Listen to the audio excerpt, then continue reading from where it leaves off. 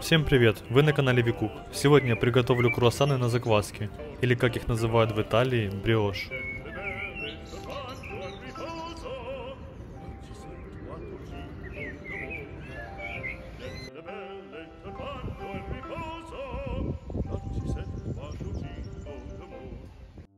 Сначала нужно освежить нашу закваску. Для этого вам понадобится 60 грамм закваски с холодильника, 30 грамм воды и 60 грамм пшеничной муки.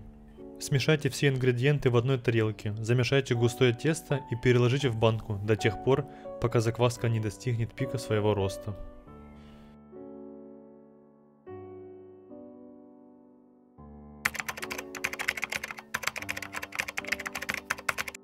Через 6-8 часов приступим к основному замесу теста. В емкость налейте 250 грамм молока комнатной температуры. Затем добавляем 160 грамм активной закваски Lievito Madre, рецепт которой я оставлю в описании к видео. Перемешайте закваску с молоком до тех пор, пока она не растворится.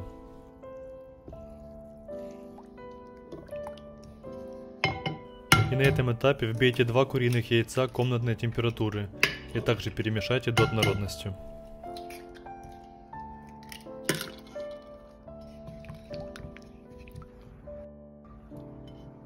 Сейчас перейдем к добавлению сыпучих ингредиентов. В первую очередь насыпаем сильную муку Манитоба 165 грамм и 385 грамм обыкновенной пшеничной муки. 80 грамм сахара.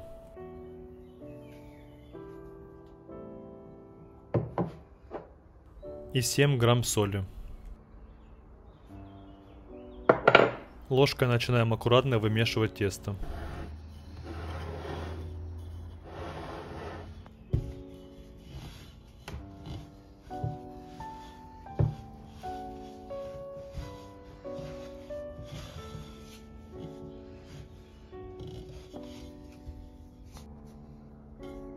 Спустя несколько минут добавляем 20 грамм мягкого сливочного масла и продолжаем вымешивать.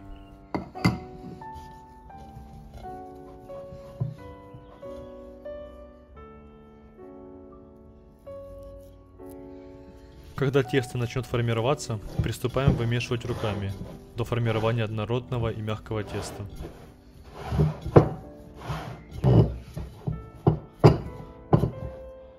Накройте емкость полотенцем или пищевой пленкой и оставляем на 2 часа при комнатной температуре.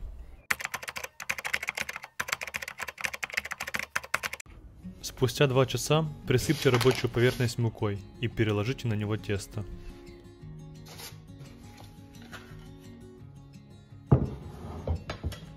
Разровняйте его в прямоугольную форму и начинаем делать складку.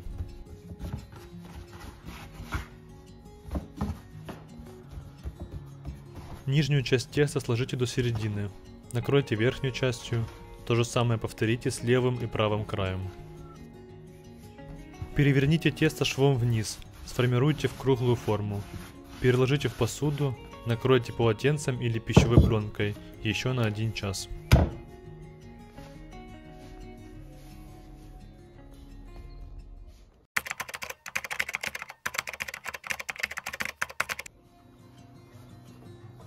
Спустя час возьмите тесто из емкости и заверните плотно в пищевую пленку. Затем оставьте в холодильнике на всю ночь.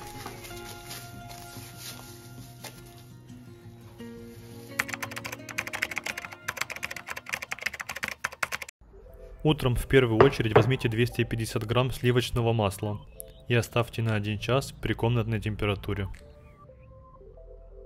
Спустя час оно стало более мягким, и мы можем продолжать с ним работать. Масло – это один из основных ингредиентов, так что при покупке выбирайте качественный продукт. Сейчас мы должны сформировать пласт масла 16 на 22 см. Для этого возьмите 2 листа пергаментной бумаги и между ними положите масло. С помощью скалки аккуратно начинаем раскатывать, плавными движениями и не сильно надавливая. По необходимости используйте кулинарную лопатку для формирования углов. Масло должно быть равномерным по высоте и строго 16 на 22 см. Готовый пласт масла переложите в холодильник и возьмите оттуда тесто, которое вчера вы оставили на всю ночь. Достаньте его из пищевой пленки, присыпьте рабочую поверхность мукой и с помощью скалки раскатайте 45 на 22 сантиметра.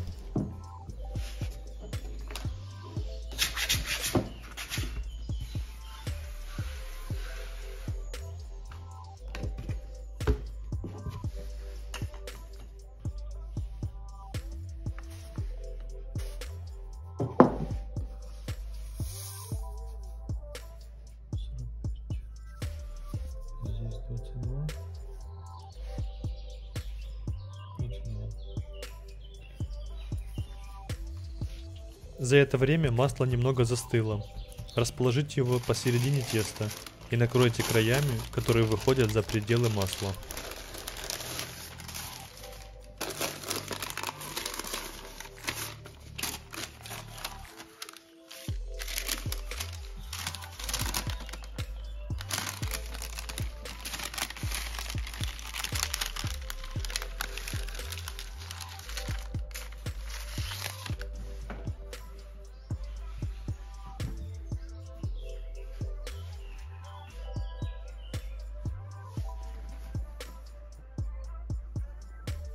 Пальцами запечатайте края там, где стыкуется тесто, чтобы в будущем масло не вышло за пределы.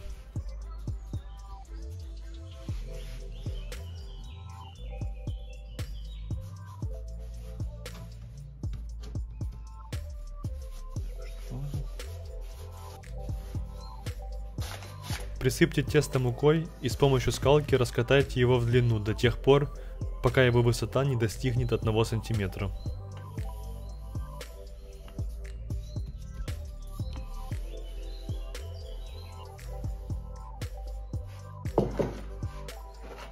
Постарайтесь, чтобы углы теста были острыми, чтобы при складке все стыковалось.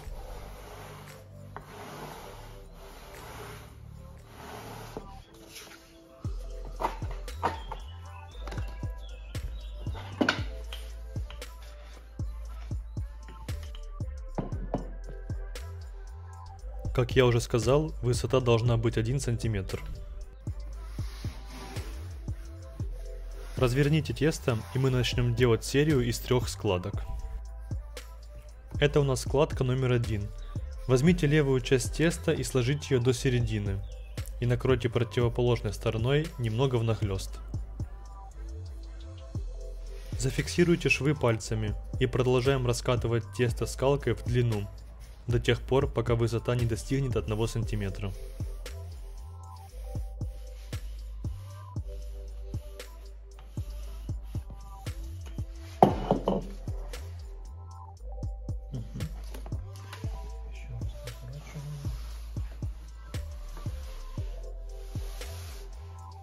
Разворачиваем тесто и делаем складку номер 2.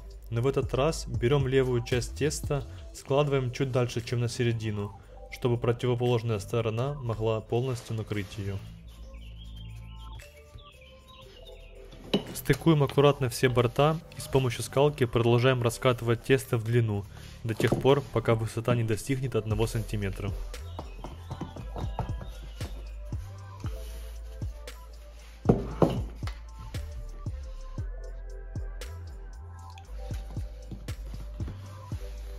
Сейчас мы сделаем финальную 3-ю складку на этом этапе. Так же само сложите одну часть до середины и полностью накройте ее противоположной стороной.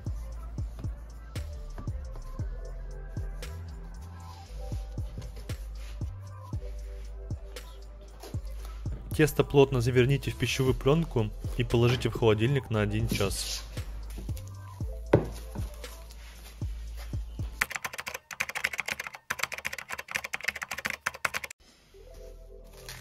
Спустя час мы должны повторить такие же 3 складки теста, раскатывая до 1 см в высоту. Благодаря многочисленным складкам масла с тестом в круассане будет много слоев, так и получается воздушное слоеное тесто. Не забудьте подписаться на мой YouTube канал, если вам понравился этот рецепт.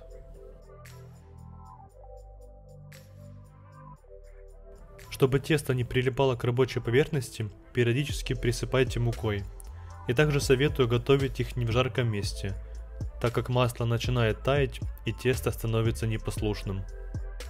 После последней третьей складки заверните тесто в пищевую пленку и положите в холодильник на всю ночь.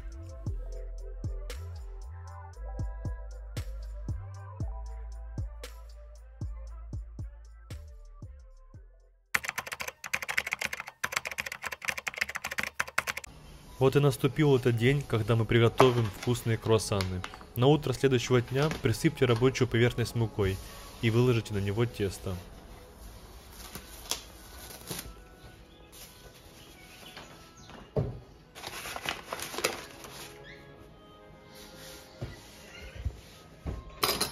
Раскатайте его с помощью скалки 65 на 24 сантиметра.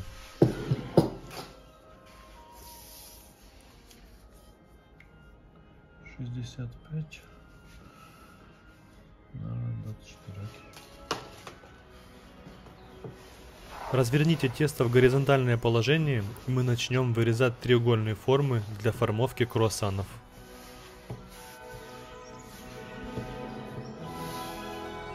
С помощью ролика или обыкновенным ножом делаем насечки каждые 9 сантиметров.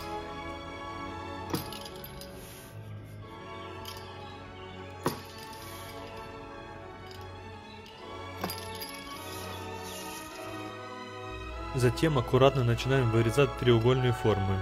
Если у вас не совсем ровные края теста, то первый и последний надрез не будет треугольным, но его можно будет сделать другой формы. Сейчас освободите рабочую поверхность и будем закручивать тесто, чтобы получилась правильная форма. Возьмите треугольник широкой частью ближе к себе и аккуратно скручиваем в рулет. У вас получится правильная форма круассана. Продолжайте также делать со всеми остальными заготовками и складывайте их на противень с пергаментной бумагой. Важно ложить готовые заготовки хвостиком вниз, чтобы при выпечке оно не раскрылось.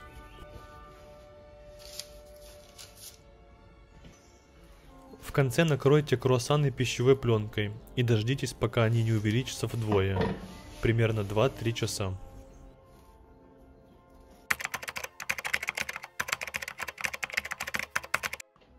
Спустя 3 часа круассаны хорошо подошли и готовы к выпечке, но перед этим нужно смазать их яйцом, чтобы они были золотистые и хрустящие.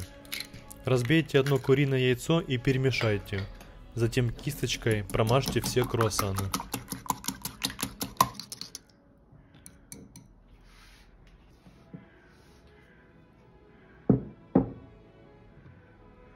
Если вы не хотите выпекать все круассаны, часть можете оставить в холодильнике и сделать на следующий день. Выпекать их нужно в разогретой духовке до 190 градусов, без конвекции, на 20 минут.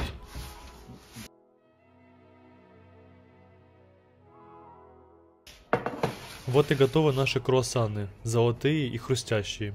После выпечки переложите их на решетку до полного остывания.